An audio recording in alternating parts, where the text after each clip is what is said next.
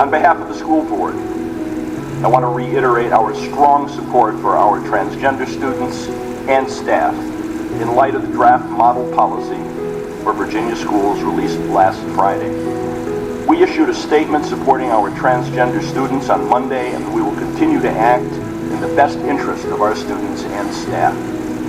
This proposal does not reflect our values here at Arlington Public Schools and would change how transgender, non-binary, and gender-fluid students and staff are treated in our schools.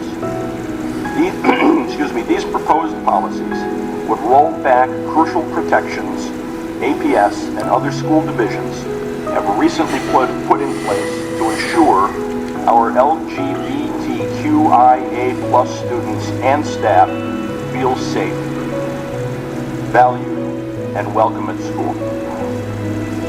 APS will continue to adhere to our non-discrimination policy adopted in June 2017 and updated in 2019 to include transgender students and establish policy implementation procedures for schools to follow in supporting transgender students. We will abide by current federal and state law to ensure all students are treated with dignity and respect while having equal access to a quality education. To learn and grow, students must first feel safe, connected, and supported at school, free to express themselves. This is fundamental to education. I encourage our community to make your voices heard by participating in the 30-day public comment period for this draft, which starts on Monday, September 26th. You can visit townhall.virginia.gov, that's townhall, all one word, .virginia.gov, to view the open comment forums and provide your feedback when it opens on Monday. We will continue to engage with students, staff, and the community on this issue. This is a time to stand together and speak out. Got any room up there for me, Charlie? Give us a hand, Charlie. Major, what are you doing here? Individuals with their personal expressions. I'd like to turn to our superintendent, Dr. Duran, for comment. Education is perhaps the most important function of state and local government. This sentence begins a full paragraph at the beginning of the landmark case of Brown v. Board of Education. But it is not technically law as much as what legal scholars, attorneys, and law students might describe as dicta, presenting possible policy arguments to support the final legal conclusion. And in that case, the Supreme Court had decided that where the state had undertaken to provide this public good, inequity had a duty, therefore, to make that education available to all on equal terms. But for 2 years, schools were closed. At the outset of the famous smallpox vaccines case, Jacobson v. Massachusetts, Justice Harlan attempts to dispel another popular misconception regarding the preamble to the Constitution, which probably many students can sing from rote, having heard it on Saturday morning cartoons in Schoolhouse Rock, passively listening as visual learners. We pass without extended discussion the suggestion that the particular section of the statute of Massachusetts, now in question, Section 137, Chapter 75, is in derogation of the rights secured by the preamble of the Constitution of the United States. Although the preamble indicates the general purposes for which the people had ordained and established the Constitution, it has never been regarded as the source of any substantive power conferred on the government of the United States or on any of its departments. Such powers embrace only those expressly granted in the body of the Constitution and such as may be implied from those so granted.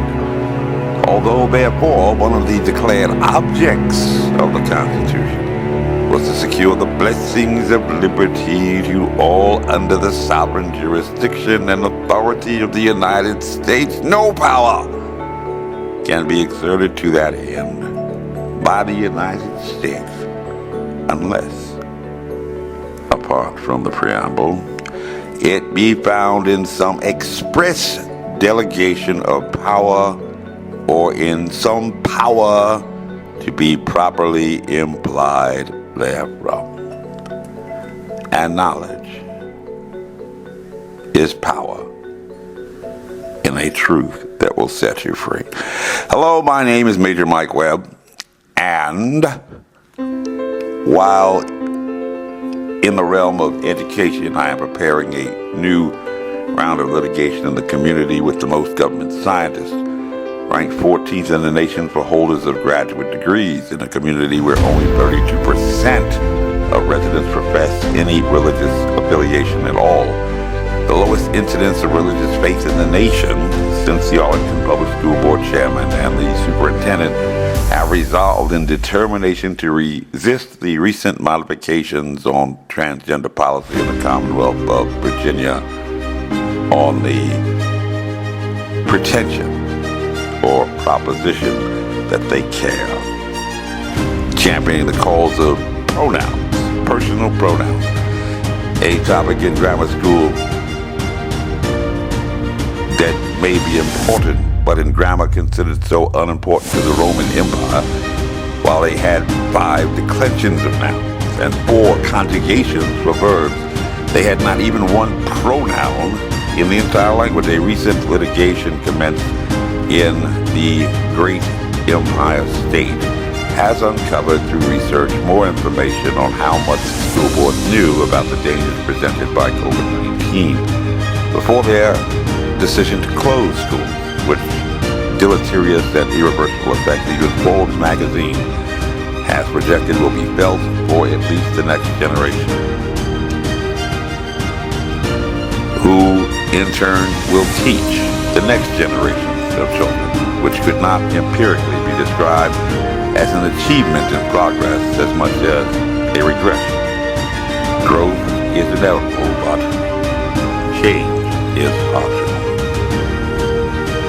If you were amongst those born fortunate, like Senator Tim Kaine and Congressman Don Beyer, you would have probably not attended a diverse and inclusive public school, but rather a fine Jesuit preparatory high school.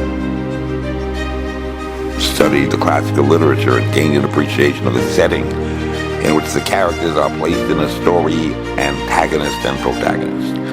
And if one were to compare the current political drama, the primary fixation upon a contested election would probably figure prominently as the first thing that came to mind in the forefront, sweeping all other concerns away in its path. Congressional elections occur once every 2 years and presidential elections every 4, essentially contest for power. Power wanting to win to determine which political party and agenda will prevail to promote its agenda during the interim until the next election. And in this cycle, presenting an overlap of both short and long-term goals, but where a certain myopia, living in the present, dictates the focus towards the elections as priority. Shiny objects with the function of governing as a more distant goal and promised land. And so for persons like Reed Goldstein, the chairman of the Arlington Public School Board, and even public school superintendent Francisco Duran, doctor of education, you can hear them engaging in arguments meant to trigger emotion and to excite, discussing core community values, striking at themes of providing protection and encouraging students in their abilities to learn in the future. But if one were only to look not very far into the past, one might remember that it was these very same persons who had closed the schools, who had rejected student pleas for permission to use vaping products, who had rejected petitions from children to hold graduation ceremonies and proms, and who had scolded children for being children, wanting to gather in large social gatherings for parties during a pandemic, because that is what children do. But now, with another election to win, they are prioritizing the provision of a good and safe learning environment, respecting the choices of children for personal pronouns, participation in sports, preference for gender, access to restroom and locker facilities in the schools in which they are now happy that the children are happy to return, emotion, excitement to learn again.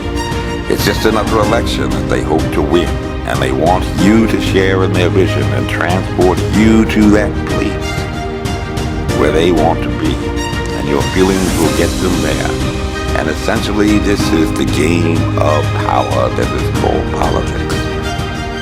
And these are those difficult questions that adults should be asking.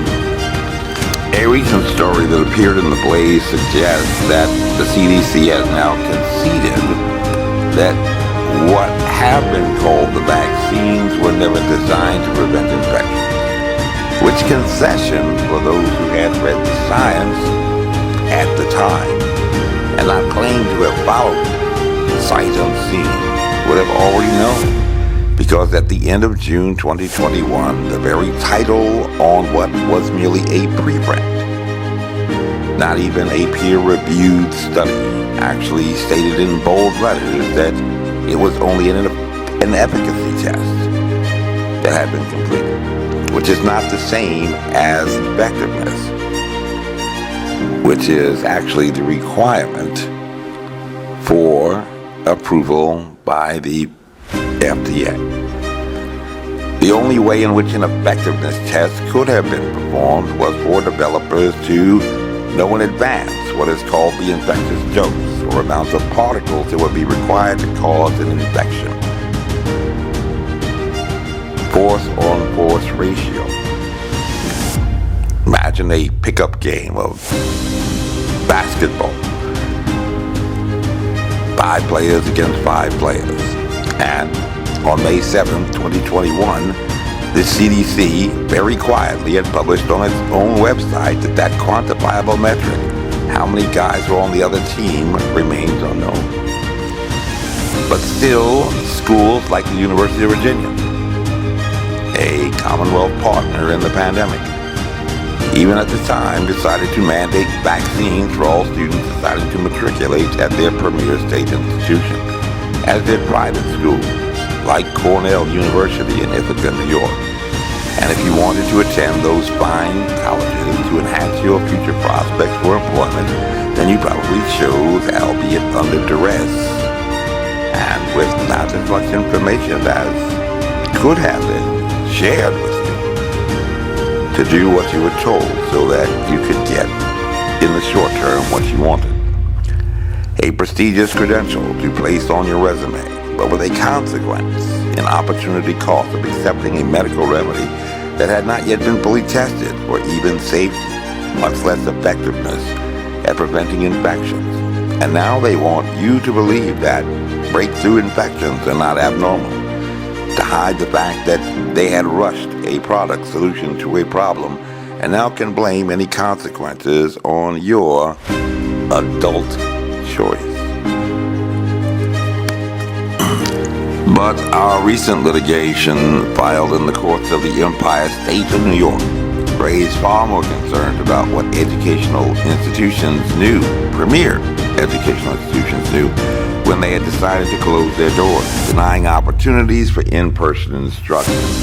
And this recent litigation was prompted by a report prepared by the operations personnel at the prestigious Cornell University in the Journal of American Medical Association in May 2022, in which they had reportedly, presumptively for the first time, noticed a finding that something had clearly changed in the university setting during a period in which they had decided in an effort, at least officially to prevent infections, began what was described as a de-densification procedure, permitting those students who could or had desire to depart campus and complete their term remotely, December 2021.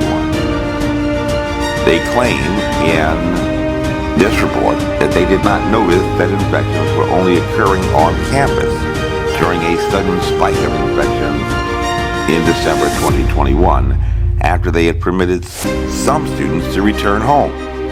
Less people, less opportunities for infection, which would make common sense. However, according to the local newspaper, they had already recognized that there was no wider community spread, a significant finding in epidemiology, into the city of Ithaca, Tompkins County, or the neighboring counties as far back as March 2021. And they took no action at that time to determine the cause, why infections were only occurring on campus, no more than they had only noted the anomaly they had found in December in their April 2022 report, 4 months after the event. The topic of potential for infections in academic settings obviously generated some level of interest in the medical research community. And those reports, contrary to the rationale presented by schools that had closed their doors to in-person instruction, have found that they could find no correlation between infections and outbreaks on college campuses, classrooms, where educators have compelled students to don non-medical grade facial coverings, that not even the National Institute for Occupational Health and Safety over a decade ago could validate as effective, distinguished from efficacious at preventing infections, or serving as respiratory protection using the very same diagnostic equipment that is used to rate the N95. Can a teacher, especially a science teacher, at a premier educational institution credibly claim they were wholly unaware of these empirical scientific facts? Only if you choose to believe them. Studies have confirmed that they found no correlation between the frequency with which students chose to violate the rules to engage in non-essential social gatherings like parties, which should have increased their chances for being infected with a highly contagious disease, playing a game of Russian roulette with infection by this novel coronavirus. But studies now confirm that there was a correlation between infections and dormitory residences, especially where there were facilities like restrooms and showers that were shared in common. And a highly contagious disease would not restrict itself to a college campus lurking in wait, much less just decide to hang out in the showers. Studies have shown that students returning home from college campuses were less likely to suffer the risk of infection than those who had remained domiciled in university housing. And all of this reasonably would seem to point to the source of infection being a place, not a person. And this virus isn't stupid. But just as in March 2021, when it had first been reported in the local newspapers in Ithaca, New York, and in April 22, when the Cornell University had published their report in the Journal of the American Medical Association. This, like the zoonotic source and the infectious dose for a novel coronavirus, remains a complete mystery that continues to baffle the scientists officially. But what does common sense suggest to you? Science says that a novel coronavirus is only the 7th coronavirus to pose any threat at all to mankind, even though there are over 3,000 coronaviruses that present threats to mammals and over 3,000 that present threats to birds. And 7 compared to 3,000 is actually very small when one thinks about it. But a novel coronavirus, it is claimed, suddenly zoonotically evolved, some say double zoonotically evolved, and set off a pandemic that had closed schools to in-person instruction. The long-term effects from which even business publications like Forbes claim will be felt for the next generations, and which many psychologists suggest have had developmental impacts on children during the 2 years in which they had missed school, in many instances leading to suicide. Science says that viruses and their virioli are the most abundant biological particles in the world, that highly contagious diseases are very rare, and that before a novel coronavirus became a pandemic pathogen, there were only a total of 219 viruses that posed any threat at all to mankind, which would seem to make even the possibility of a new emerging virus extremely remote. Science says, as even reported on CNN in late January 2020, that this novel coronavirus may have a snake as a zoonotic source origin, specifically the Chinese crater king cobra, and by February, scientific reports by Witty, using species-specific tests, had confirmed what is described as an ophidian codon usage bias had been determined for this novel coronavirus. But at least scientists said before now, in evolving science, there were no coronavirus that infect snakes or reptiles, and you look like an intelligent person, and are presumptively an adult with the freedom of choice. Thank you, Mr. Goldstein. I certainly want to echo your comments, but I specifically want to speak to our students and to our staff and let you know that I want to reassure you, as Mr. Goldstein said, our policies are to remain in effect, will remain in effect, and we will continue to make sure in APS that we do all that is necessary to protect our students and our staff. So students, if you are feeling unsafe, unwelcome in any way, please speak to a trusted adult at your school, your counselor, your principal, and let them know. Because we will, and I want to tell all of our APS community, all of our staff, our parents, we are going to continue to follow that and make sure our students are safe.